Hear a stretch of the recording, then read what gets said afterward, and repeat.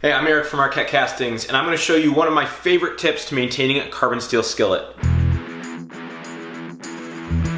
So when cooking with a carbon steel skillet, over time you may notice this sort of haze that gets stuck to the surface. So one of my favorite ways to clean that up is just using steel wool. Steel wool is abrasive enough to kind of quickly remove the haze, but not so rough that it actually takes off a lot of the seasoning. So it seems to work better than scrubbing it with a sponge, and it makes the surface a little bit better than if you just try and rub some oil over the top of this.